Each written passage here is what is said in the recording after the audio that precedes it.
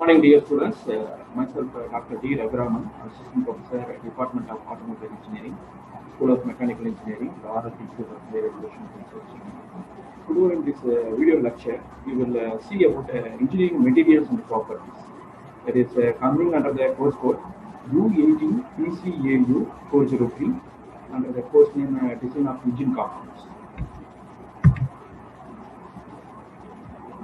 So if you see engineering materials, so what are the classification of engineering material? We will see the first classification over a tree diagram. Then we will head into the physical properties, or rather physical properties that is applied to them. So in engineering material, the main classification we are seeing is classified as metals and alloys. Then it is having polymers. Then it have composites and ceramics. So we are seeing further polymers. It is further classified into two main categories. That is, one is what it's said to be a thermoplastic. Another main category is thermosetting plastic, and the third category is being elastome. Okay, so thermosetting polymer. These two is what said to be a two major classifications: thermoplastic polymers as well as thermosetting polymer. And also there is a third category that is what said to be as an elastomer.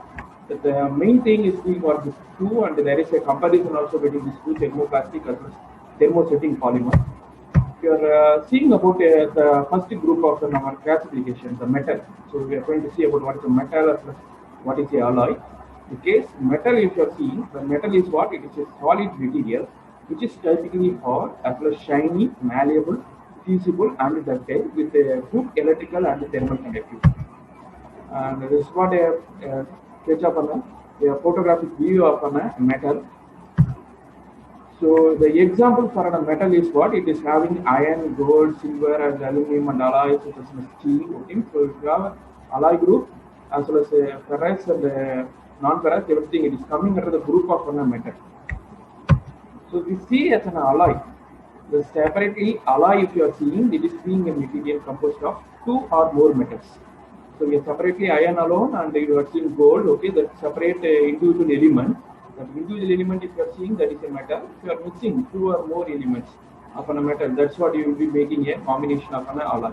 So either a metal or a non-metal you are going to mix up, so that is going to make a combination of alloy. So seeing the alloy, you have a lot of alloys. So cast iron as well as aluminum, brass, copper, you have a lot of alloys. Okay, usually this alloy having a different composition of elements. So if you are seeing a pure metal, the atom structure, if you are seeing for a pure metal, you will be having only one atom structure. Okay, and then if you are going for an alloy, you will be having a substitutional alloy as well as a interstitial alloy. So substitutional alloy means, so you will be replacing a regular element of an atom arrangement are there in the case of a pure metal. If you are if it is getting replaced, the atom position is replaced by another alloying element. So that element is going to replace. That is what it is making a substitution. So if it is substituting, that will be said to be as what? A substitutional alloy. But interstitial means in between the interstitial space, if the element is going to occupy, that is why it is said to be a interstitial alloy. And sometimes you will be having a combination of these two also, substitutional as well as the interstitial alloy. So the alloy will be called to be as a substitutional interstitial alloy. Now the metals and alloys, further it is classified into ferrous and non-ferrous. So in case of a ferrous material, it is further it is divided into steels. And steel you will be having a classification: plain carbon steel, alloy steel. And in case of cast irons, you have a lot of varieties. You have white cast iron as well as malleable cast iron, then grey cast iron, and paradise crafted cast iron, and chilled cast iron. In case of non-ferrous, major groups are copper alloys and nickel alloys, aluminum alloys. So now, as you have seen, what is a metal and alloy? In case of an alloy, you can able to see that there is a ferrous group as well as a non-ferrous group. If you are seeing a ferrous group, in case of a ferrous group, the iron will be what it is going to be considered as a main constant. And in case of a non-ferrous, other than iron is what considered to be as a main constant. And steel and cast iron, if you are seeing, especially in case of an iron carbide equilibrium diagram, you can able to see that you have 2% of carbon, and maximum solubility will go up to 6.67%. So up to 2%, if you are considering the carbon solubility, that is what I said to be as an steel. And if you are having more than 2% of carbon in solubility, then you will be seeing it as a castane. And apart from the steel and castane, that's what two major group in case of an ferrous. And in case of a non-ferrous, other than this iron group, it's what it is having dominant of iron in case of steel and castane. So it is not having a dominant of iron. Iron will be there, but it's not having a dominant. Which element is dominant? That is said to be a alloy. A copper is a dominant mean, that is said to be a copper alloy. And if aluminum is dominant, that is said to be an aluminum alloy. So a alloy with prefix, what name you are giving, that should be a dominant component. That's what you will be saying as copper alloy as well as aluminum alloy, nickel alloy. That is the main constituent or main content. And coming to the case, next material is being a polymers. A polymer, if you are seeing, the meaning of poly is what it is being many. And mero means it's a single units. So the single units is combining together and it is forming a combination of an element. That's what you will be saying as a polymer. So that process is what you will be making as a polymerization. So monomer is combined with each other and it is forming a chain so that it is going to form a polymer. So that process is what you are mainly seeing as polymerization. So individual monomers is grouping with each other. Okay, so that you are having a formation of polymer. And in a polymer, you have the main two classifications, as I already said, thermoplastic polymer as well as thermosetting polymer. And the third category is what a elastomer. Now, if you are seeing about a thermoplastic polymer, the thermoplastic, otherwise said to be a thermosoftening plastic, it's a plastic material. And this polymer is what becomes friable or moldable above specific temperature and solidifies upon cooling. That's what important is. It solidifies upon cooling, but in thermosetting, you can't be able to make a solidification during cooling. Okay, so that is you can't be able to mold after the solidification. Okay, that's what in case of thermosetting you have a difference.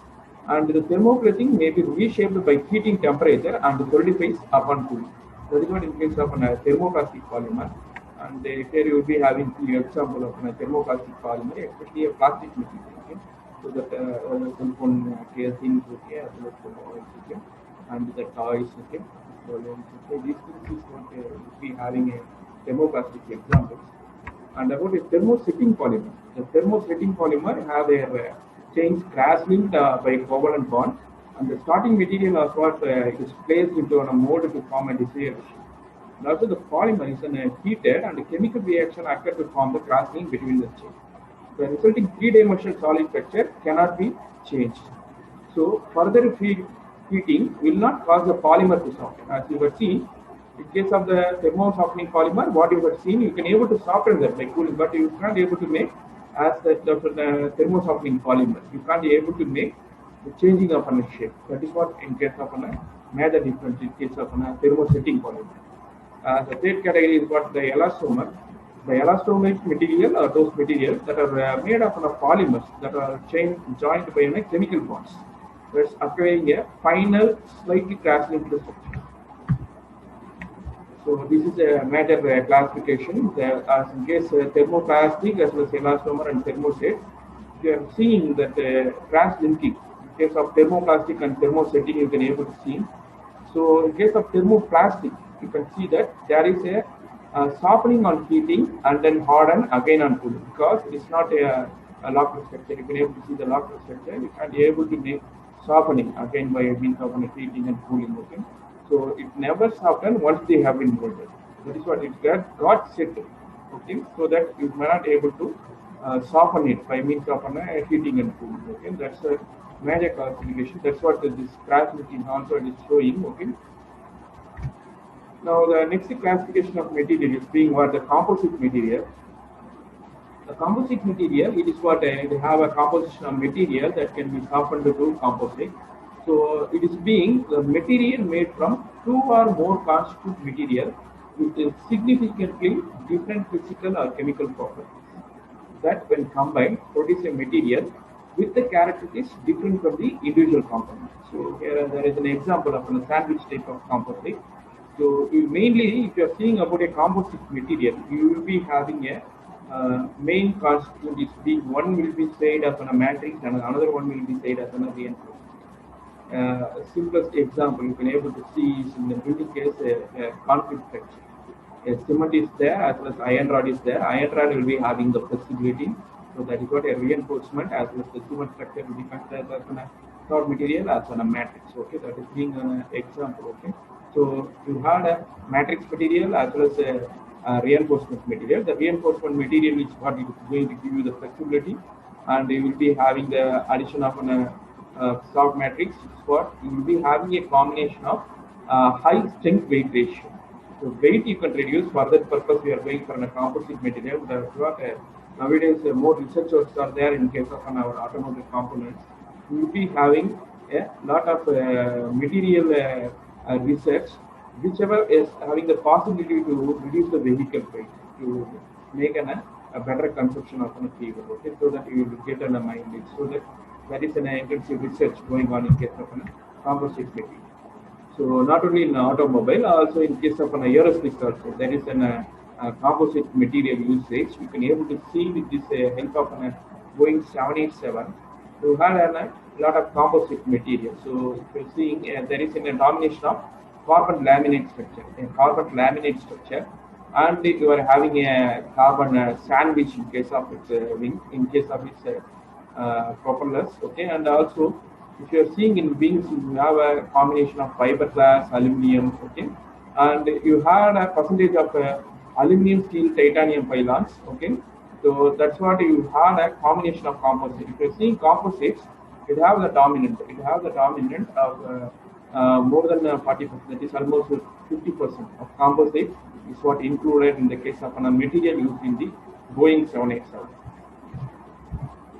So composite, that is what it is getting further classified into a laminar type of composite and particle reinforced composite and fiber reinforced composite. Coming into our final category, the ceramics. Ceramics, it is what it is defined as any inorganic. The inorganic substance is what it is not containing carbon or its component. That is a non-metallic material. So ceramic classification, if you see, it is having a metal oxide, nitrates, and carbonates. So metal oxide, it is further classified into alumina and beryllia, zirconia, glass and ceramics. So now we will discuss about the physical properties. Main physical properties is what density. If you are seeing a density of a substance is mass per unit value. If you are seeing a density, if you are taking any substance, what is the mass occupied within a unit value? That is what you will be saying as a density. So the symbol most oftenly used for the case of a density is what rho. This is a lowercase Greek letter rho. And mathematically, if you are defining density, as already we said, it is mass per unit volume. So that can be written mathematically. Rho equal to m by v, where we will be knowing m is what mass and v is being volume. So rho is the density, m is the mass, and v is the volume. So you can see about density. So if you are seeing a density, it is having what? It is having a mass per unit volume. So if you are taking a water having a density of 1 gram per centimeter cube. So if you are taking any substance that is having with a lower density, that will be getting floating. That means what? Now if you are taking this example as a water having 1 gram per centimeter cube, and if you are having a element substance that is having less than 1 gram per centimeter cube density, then that will get floating. And if it is exceeding this 1 gram per centimeter cube, then it will get sink. Okay, so that's what you can able to see here. The density value at the first class, it is being what? It is mentioned as 0.1 gram per centimeter cube. So only see the only just 10% it is getting immersing. Okay, and another thing is being 0.5 gram per centimeter cube. So what is happening? It is 50% sinking. Okay, then 0.9 means it is almost 90% is still sinking. Okay, so if it is more than what, definitely it is going to sink entirely. Okay, that's what If it's having more than density, if it's trapped in this density level, then it is going to sink. And also there is another thing, it is being coming under the fluid. Okay, we are having another subject, fluid mechanics. There will be buoyancy force. The density of this buoyancy force interrelated. Okay, because of this only it is getting sinking. Okay, so it has to balance that. Otherwise, you will not having a balancing of force. That's why density is an important property, not only for the case of a solid, also in case of a fluid. Also, you can consider that, so that you will be having another thing is in the buoyancy force. We are going to see only with a solid material. We are not discussing more about buoyancy, okay? And we are discussing with the density with another example also. So you had a brick material as well as this softened sponge, okay? So if you are seeing the difference, it is very easy to understand still. So if you are seeing a brick material, you will have what? You have a high bulk density and you will be having a low pore space. In the case of sponge, you can able to see appearance by visually, you can able to see high pore space, and that's what you will be having a low bulk density. So by the atomic structure, if you are seeing, it is having more atomic, more atoms close to place one. Okay, that's what you will be saying, bulk density of an atom, and you will be having an atom separations being more. That's what you will be having a low bulk density.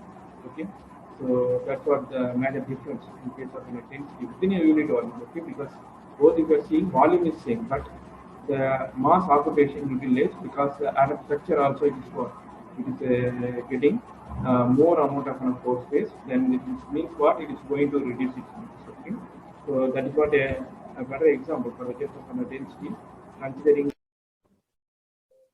See about the next important property, that's the melting point. Because if you are considering with a design of an engine component, so the engine is going to get heated up in an elevated temperature, because due to the combustion it will be subjected to the highest temperature and pressure, so that you will be experiencing this melting point. So this property also important to consider. See about this melting point.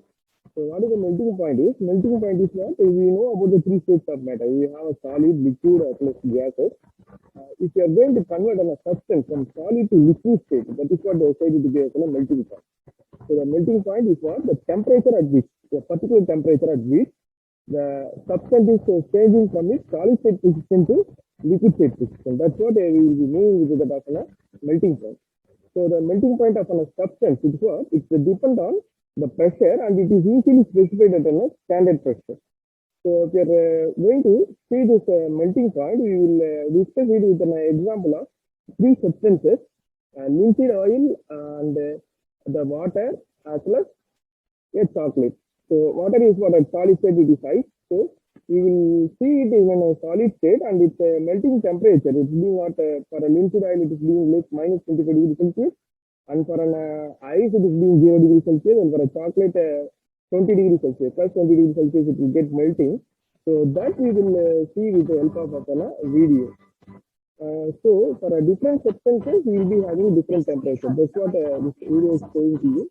So at the left you will be having a linseed oil, at the middle you will be having a water, that's what ice at solid state. Then you are having a chocolate. So this is what a linseed oil. All these things is kept at a cabinet. So that is subjected to a temperature. Initially it is having minus 25 degrees Celsius. So this is what the melting point of a linseed oil. So you are subjected to making increasing of temperature. Several minutes you will be making this process, so that it is going to get converted from a liquid, the solid state to liquid state. So it is start melting.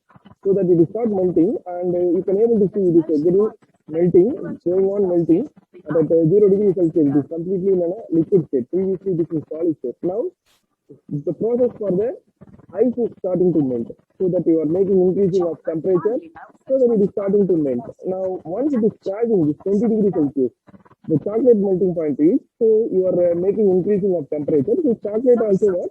It is getting solid state to a liquid state. This is what this example.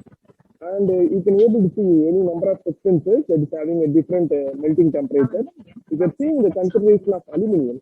Aluminium have a low melting point of 660 degrees Celsius. So that from the core level, you can able to do it into a solid state to liquid state. You can melt it, and again you can able to make it as a aluminum. So that case of lava. So if you are seeing the lava that getting into a liquid state, that temperature is being 1000 degrees Celsius. That is being 1000 degrees Celsius. But we know about a pure iron melting temperature that is being 1540 degrees Celsius. Pure iron that is being 1540 degrees Celsius. That is evident in case of an iron carbon diagram. We have seen carbon solubility 0 degree means that is what pure iron. So that you will be having 1539 exactly, and that is what approximately it is 1550 degrees Celsius for the case of an pure iron. So that's what about this melting temperature. So here we have shown is what the middle one what we had shown is what the melting point of ice that is being at 1 atmospheric pressure that will be what very closely that is 0 degree Celsius. At 0 degree Celsius ice will be getting melting. So that's what for the case of an pure water, that's what ice is getting converted into a liquid. That is what we will be saying as a water. Similarly, we will be having other substances. We get seen aluminum as well as pure iron. So every substance it is having individual melting point. This consideration is what important while we are considering about the design of an engine component. So we will see into the next topic as specific heat. Specific heat. So specific heat is what? It is energy required to change the temperature of an object by 1 degree Celsius. And the SI unit of heat capacity is what? Joule per Kelvin. And metals have lower specific heat capacity than plastics. Therefore, they require a less heat to reach a particular temperature than plastics. So, it's a DPI model for a specific heat.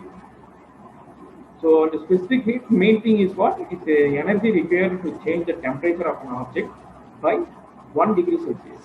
So, the unit is being what? It is the joule per Kelvin. And next property, we will see about a thermal expansion. To see about a thermal expansion. Thermal expansion is what? It is a tendency of a matter to change in volume in response to change in temperature through heat transfer. So if you are going to heat on a matter or on a element, it is going to subject it to a change in volume with respect to the heat. Okay, that is what you will be having application of heat. Through the heat, it is going to get change of its volume. That is what a thermal expansion. So this image will make you a better understanding. You have two different matters. That is what one is a fine ceramics, alumina, and another one is comparatively softer one metals. That is stainless steel. So if you are seeing the thermal expansion for the case of an alumina, it is being less. But if you are seeing the thermal expansion, you will be getting more in the case of a stainless steel. The temperature both you are applying is the same amount of temperature.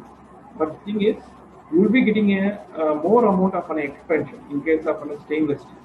That is what each material having a separate thermal expansion. Depending upon its thermal expansion coefficient, and it is going to have a different change in volume. So if you are seeing the degree of expansion, that is what it is divided by the change in temperature. That is what called the material coefficient of thermal expansion. And this is what it is generally varying with temperature. So if you are seeing mathematically, LF minus LO divided by LO, that is equal to alpha into TF minus TO. That alpha is what I said to be a coefficient of thermal expansion. So here, so the LF and LO is what initial and final length, because you are having a change in length whenever you are making a temperature application. Okay, it is getting thermally expanded. That's what you will be having a change in length. Okay. So you have a change in temperature, or initial temperature as well as final temperature. That's what you are having an initial temperature as well as a final temperature. And the unit, if you are seeing for a thermal explosion, it is being a retrograph temperature. That is, its unit is 1 by degree Celsius. Because the temperature, we know the unit is being degree Celsius. A retrograph, that one is what? For the case of a thermal expansion. And this is further image. It's helping you to understand the volume. Okay, initial volume is there, and once you are making it heating, there will be a change in length as well as the volume. So you are having initial volume as well as after heating you are getting a final volume, and you have initial length and final length. After heating you are having increment of length. That is what you have the change of the oxide. Okay. So that's what it's because of coefficient of linear thermal expansion.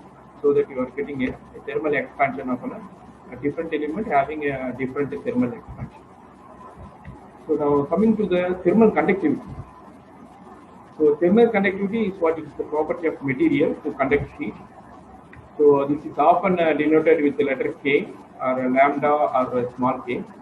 Majorly it is used with the capital K, that is what the thermal conductivity unit. So in SI units, the thermal conductivity is what it is measured in watts per meter Kelvin. And a high energy generation rate with the electronics or turbine require the use of material with high thermal conductivity, such as copper. So, and also the other materials being what? Aluminum and silver. Thus, you can able to see a high thermal conductivity. On the other hand, if you are seeing the material with low thermal conductivity, such as polystyrene and aluminum, that is being used in case of a building construction or furnaces in an effort to slow the flow of energy. That is thing is used for insulation purposes, as it's conducting low level of thermal conductivity. So we will see it with an example of a cooking pan. So the cooking pan, if you're seeing, you will be having a thermal conductivity, high thermal conductivity in terms of a coating, as well as at the bottom we will be having a copper, so that you will be having got a high way of thermal conductivity. So costly it will get a heat on the upper surface and the Teflon coating. So the another example JF will help you understand the thermal conductivity easily. You are seeing aluminum nitride that is having high thermal conductivity, and zirconia, if you are considering, it is having a low thermal conductivity. If you are seeing this high thermal conductivity material, you can able to see for the same temperature applied to both the material, the high thermal conductivity material for the same time it will reach up to the end. You are heating on the right hand side end, and you can able to see up to the left hand side end. You are going to have a transfer of heat. So how fast it is going to transfer the heat? That is what a thermal conductivity. So a low thermal conductivity, you can able to see at the same time it is not reaching up to the left end. Okay, it will be having a low thermal conductivity. It will take more time to reach up to the left hand. Okay, so that is what a transfer through conduction, heat transfer through conduction, it will be what less. So that is what the property of a thermal conductivity. And now coming to mechanical property, we have a stress and strain. Stress is what it is applied force per unit area, that is nothing but stress. Mathematically, sigma equal to F by A, and its unit is being what? Newton per mm square. And another important mechanical property is what? Strain. The thing about strain is what? It is a change in dimension per unit original dimension. It is what nothing but you are calling it as a strain. And strength is what a dominant mechanical property. If anything is required to test for a design, because we are studying a design of engine components, we are very much to identify what will be the better strength for a material. If we are going to change the dimension of a material, in what way it is going to affect the strength? The strength may be a tensile strength, compressive strength, a shear strength, okay? And also a bending strength. So all the tests you will be conducting to identify the material ability to withstand a strength. Okay, that is what the ability to resist the external applied force without breaking or yielding. Because if you are making in a design, that design will have to yield for a longer life. So that is what is important as we are studying about a design of engine component. So ability of material to resist the externally applied force without breaking or yielding. So you can able to see the fine ceramic is being what? They are having more strength, okay, and if you are applying bending, okay, so have a more bending strength for the case of an alumina, and the metal, if you are seeing, it have a flexibility, okay, that is what it have a less compared to alumina, okay. But there are other properties like ductility as well as brittleness, okay. So ductility property will be better in case of stainless steel, but ceramics, if you are seeing, it is having a brittle nature. That's what while you are going to design, you are going to see about a different mechanical properties. So the stiffness, if you are seeing, that is what the ability of material to resist deformation under stress. So there is also a graph for a different material, but in a specific strength as well as a specific stress. So different group of materials, as we have already seen, okay, polymers as well as a metal group, okay, and the composite group. All the groups will have a comparison with specific strength to specific stiffness. And coming to the another mechanical property, elasticity. Elasticity is what? It is the property of material to regain its original shape after deformation when the external forces are removed. And steel is what? It is more elastic than rubber. And you can able to see you are having a elasticity, okay. JF you are seeing, okay. Elasticity, you can able to regain the original shape. That is what is important, okay. You can regain the original shape.